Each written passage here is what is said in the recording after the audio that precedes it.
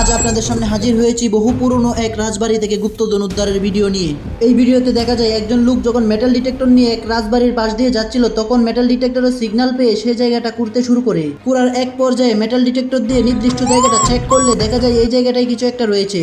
তখন সেই জায়গাটা আরো ভালোভাবে কুড়তে শুরু করে, আর এক পর্যায়ে দেখা যায় একটি কাঠের বক্স বেরিয়ে এসেছে। বক্সটিকে আস্তে আস্তে করে গর্ত থেকে বের করে উপরে নিয়ে আসার চেষ্টা করা হচ্ছে।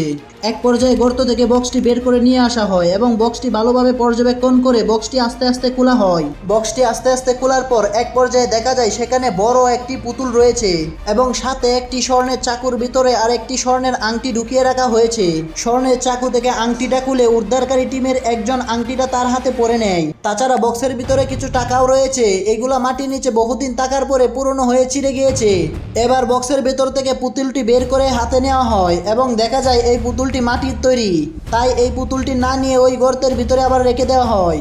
আর পুরনো টাকা, স্বর্ণের চাকু এবং স্বর্ণের আংটিগুলা বক্সের ভিতরে উঠিয়ে নেওয়া হয়। মাটির নিচ থেকে পাওয়া আংটি এবং চাকুটি স্বর্ণের কিনা তা চেক করে নেওয়া হয় আবার মেটাল ডিটেক্টরের সাহায্যে।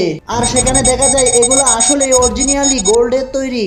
বন্ধুরা, আপনাদের কাছে ভিডিওটা ভালো লাগলে অবশ্যই একটি লাইক দিয়ে বন্ধুদের কাছে শেয়ার করে দিবেন। আর যারা যারা আমার চ্যানেলে নতুন তারা দয়া করে চ্যানেলটা সাবস্ক্রাইব করে দিয়ে যাবেন।